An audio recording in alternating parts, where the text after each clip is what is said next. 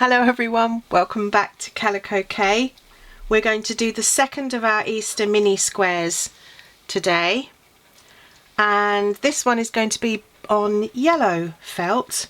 The last one we did was on green, and this one will sit with it in my panel because I'm going to be creating a 9 panel, but you don't have to. You can do these as individual squares. They can be card toppers, they can be journal covers, they can be all sorts of things. So I thought I'd do something. The last one was flowers. I'm continuing the theme, but I want to do this with spring tulips. Tulips always remind me of my mum. Easter time, she was a big tulip girl. And I've got this fabric that I like the colours of, but obviously these are not tulips. But with some quick cutting, if you fold that in half and then you cut up and points, you can make that into a tulip. So I'm going to do a quick one and show you. So you literally fold it in half and then you cut up and round. You can draw on these if you want to. I'm not going to, but you could do. You could use a friction pen and then you come down, create your point, whoops, and then back up in the centre, and I'm just going to give that a quick snip, and you have a simple tulip. So I've pre-cut some of these to use, and what I did was I cut one with some green points, one with yellow points and one with white points, because the fabric's got all 3 colours in it. And I also used these little panels here because I want to try and divide my space up. So I've done that, and there was another fabric that I had which had some really lovely leaf designs on it. So I've actually pinched some leaf patterns from this fabric and turned them into part of what we're going to do. So they're going to be part of our stitch as well. So it's just a pillowcase. So recycling, watchword, and tea is the other one. So cheers to you all, and let's get started.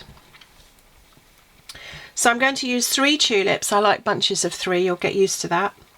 And I've also got 3 little leaf patterns there. And I found this square of lace.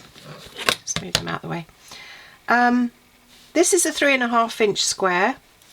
This little piece was a scrap. So I'm going to use it. I don't want it in the centre because it's a little bit too twee.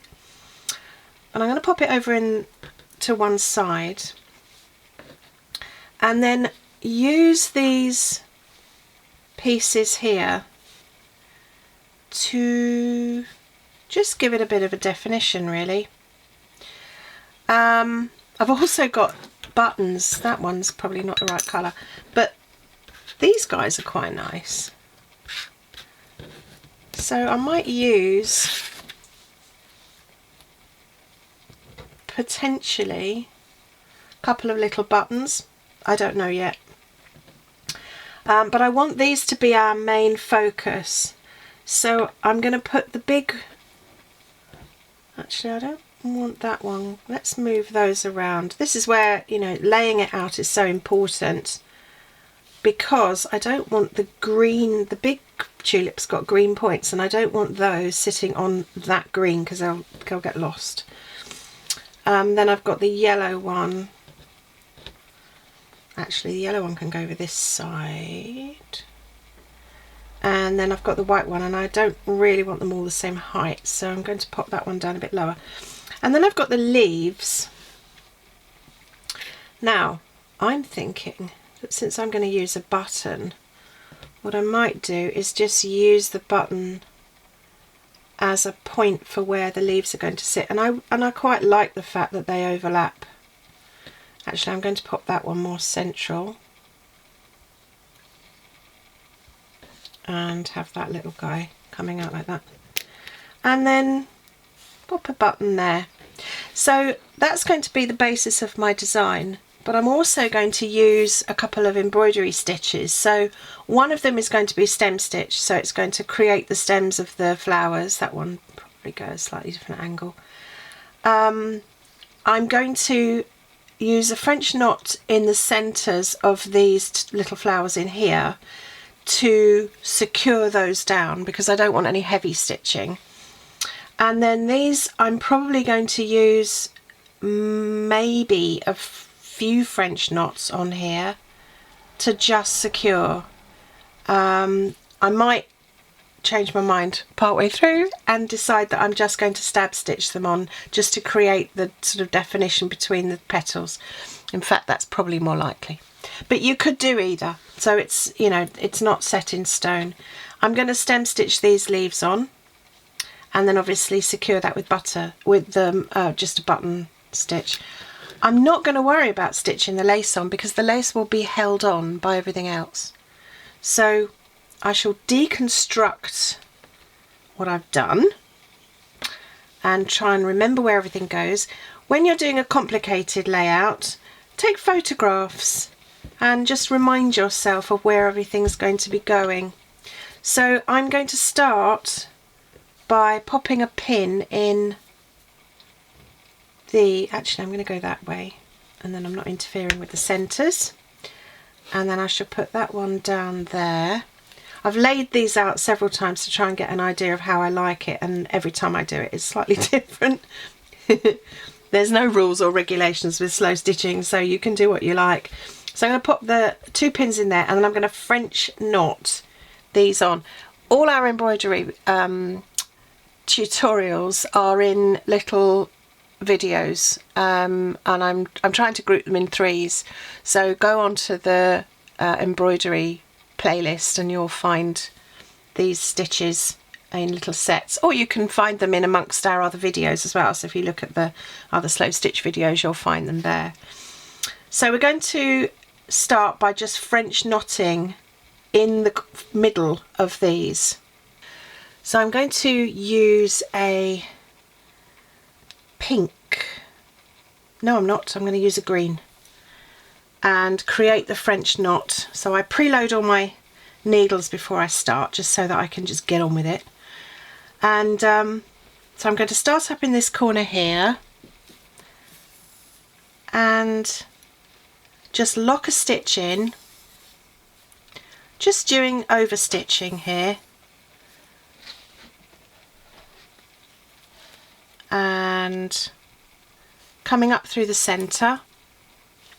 And then for a French knot, you simply 1, 2, 3, 4, and you go right back down to your fabric, slide the needle back and go back into your fabric where you came out, and then there you have a lovely little French knot. And then I'm just going to do a half stitch along there, and I'm going to come back up through the centre, wind around 1, 2, 3, 4, pull it back down to the fabric, pull the needle back, and then push through, take that pin out, and there you have 2 little French knots. So they've just secured it. That's all you need to do.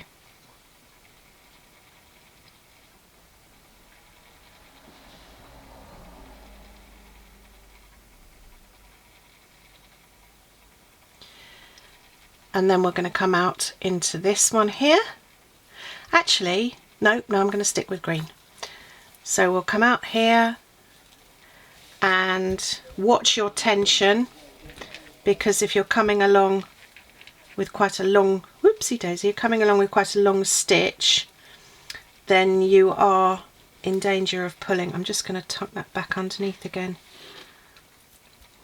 It's the peril of the end of the winter and having dry hands. So I'm going through a hand cream at the moment, a rate of knots. So give myself a bit more thread. 1, 2, 3, 4. Slide back. Push it back through your fabric. There's another little French knot, and then the last one up through the centre there. Let's get rid of that pin. 1, 2, 3, 4. Oops. Trying to do this so that I can make sure you can see my hand's not in the way. It's really difficult. Slide it back, push it through, and there we go. So 4 little French knots. So they're now secure. So I'm going to just do a lock stitch at the back here and finish that section off.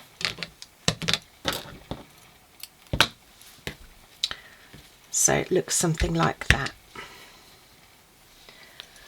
Now, I have decided that I'm going to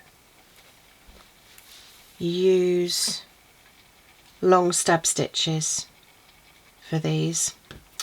So my main tulip, I think, is going to, oopsie daisy, see what I mean? My main tulip's going to sit in the centre. I don't want it straight up, and I don't want to obliterate that either. That one I think is going to come down slightly to the side there, and that one slightly lower and in between those 2 flowers. So I quite like that. So I'm just going to put pins in so that I don't lose them.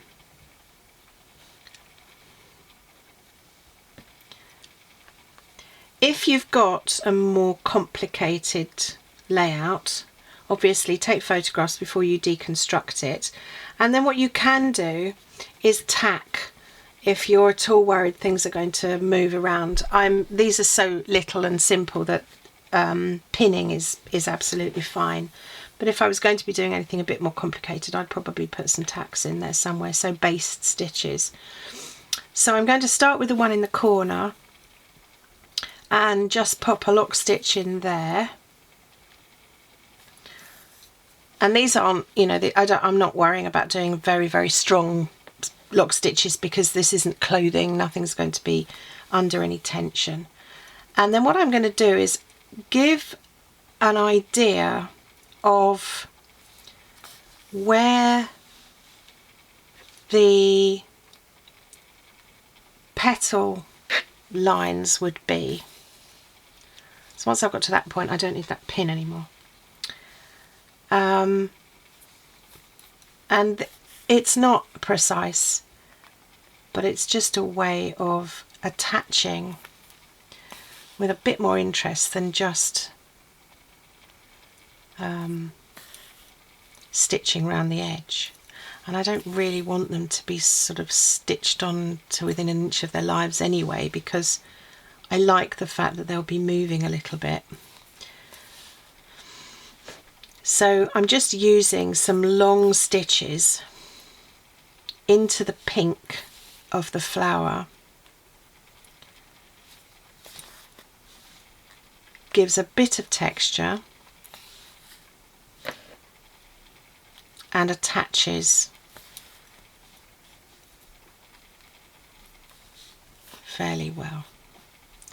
So that's all I'm doing. You can take your time on these if you wanted to. You could attach them all the way around the edge using a blanket stitch, or you could use a running stitch and attach them. You could French knot, you know, all over them and attach them like that. I'm now going to come into the middle flower and I'm just going to do the same thing. So long stitches up and down. Obviously I'm doing this a lot quicker than I would do it if I was sitting doing a bit of mindful stitching and taking my time. And if I'm doing this for myself, then a little bit of music on, I might actually, I mean, when the summer comes, I'll sit up the garden and do this, and it's just lovely. And there's the little ones like this you can just take with you places. So when we're allowed back out again, bearing in mind this is 2021 and we're still in COVID, once we're allowed back out, then you can take this with you and go sit in a park, or join friends for a coffee and sit and stitch. It's a lovely way of being together. So I've pulled that one slightly. So I'm just going around the centre of this one because that one's, dear, that one's got quite a nice big centre point on it, and so I want to keep that there. So I'm just stab stitching around the outside, and they're just big random stitches. There's no rhyme nor reason to them. They're just to hold it in there, give a little bit of depth. And then I'm just going to do the same thing with the third tulip. If you wanted to be a bit more precise and take your time over it, what you could do is have a look at how tulip petals sit, and then maybe use a stem stitch or a smaller stitch, back stitch, seed stitching, even, you know, anything like that, French knots in a little line, and you could replicate the way that the petals sit and actually give proper lines. I'm running out of thread now, so I'm just going to finish with that stitch there and just lock off and give myself some more thread. This is why I preload all my needles, because there's nothing more annoying than getting to a point and then going, oh no, now I've got to thread another needle up, and and I tend to use needles with really small eyes, so I need my glasses on. Actually, saying that, I haven't got my glasses on and I'm sewing away. I don't even know where my glasses have gone. So well done me for doing this with no, oh there they are. I'm going to actually put them on so make life slightly easier. That's better.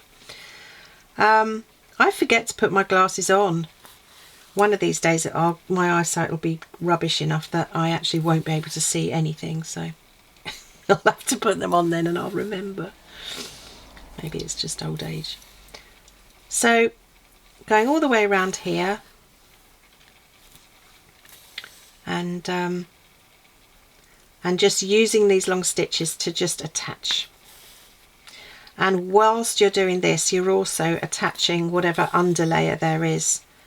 So if you use lace or you use fabric underneath, so there's my tulips attached. And as I've said, if you want to spend time doing something so that you can replicate the way that real tulip petals sit, so you could come down and actually do the tulip shapes in between, then go for it, because it looks lovely. But for speed's sake, I'm just going to use the stab stitching. So there's the tulips attached. Now while I've got the pink thread on, I was going to go up and put that little button in, so maybe I will. So I'm just going to run this long stitch just up and underneath where I've already been, and it just stops it from being a catch hazard. And I'm going to come up just on the edge of that lace, because I'm just going to use that little pink button. Pink or yellow? Which would look better? Oh, actually I quite like the yellow.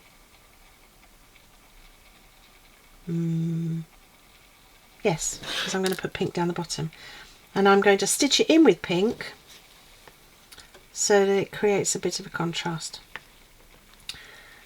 So I'm going to use this button to just secure that corner of the lace down a little bit more, and then that's the last of the pink for a while, so I'm going to lock that off.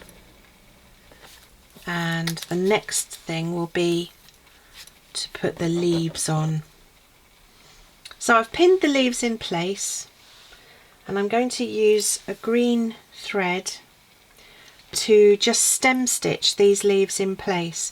I might not stitch that bit, I might just leave that bit flapping free, who knows. So I'm just going to do a lock stitch at the back here. As you know, a couple of stitches over sewn, and just locks your thread in place and stops it from coming undone. So stem stitch, up we come. I want that little, well, it doesn't actually matter. And then make a reasonably long stitch here, back halfway, take a stitch through, come up the same distance as you've done halfway, halfway again, back to the beginning of the stitch you've just previously done, and repeat that all the way back up the stem. So again, you'll find this stitch in amongst the embroidery tutorial videos, but it's a very effective stitch. It gives you a bit more depth. The thing you have to remember is to keep the thread on the same side each time. So what you're doing is you're making diagonals. So the distance again, there to there, back where you began. Your last stitch, give it a tug, pull your thread over again, in to halfway, give it a tug, and thread over, back to your halfway again. And I think I'm going to turn around slightly here, but I'm going to leave the main bit overlapping. So it just gives it a little bit of stability. Actually, I'm just going to do one more so that it sits over the top. So I'm just going to go past there and stop. So I'm just going to lock stitch that, and then I'm going to come back to, oh, actually I'm going to run down here because I want to come back to the beginning. And I'm going to do exactly the same to secure the other two leaves. So there's the 3 leaves all attached, stem stitched on. And again, you can use running stitch, you could use a back stitch, you know, you can attach them however you like. And then I've just locked in a piece of pink thread, and then we're just going to put the last of the buttons into the corner using a very simple over stitched. So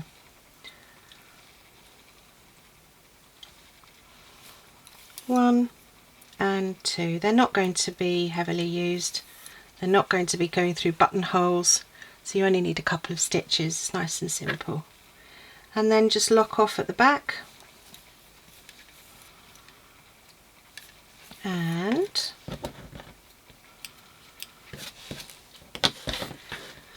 there's number 2, all done. So that's our second little slow stitch. Very simple again. We've used stem stitch, we've used French knots, and we've used long stab stitch, and obviously just button attaching. So again, it's a lovely little simple stitch. You can use it as a card topper. Again, you can use it to put on the front of a journal. You can use it to decorate a pocket if you wanted to, on, you know, on a jacket or on a bag or something like that. So it's a really nice simple little stitch. So thank you for watching, thank you for joining us, and hopefully we've given you a bit of inspiration, and I look forward to seeing you again in for the third one. Take care, bye bye.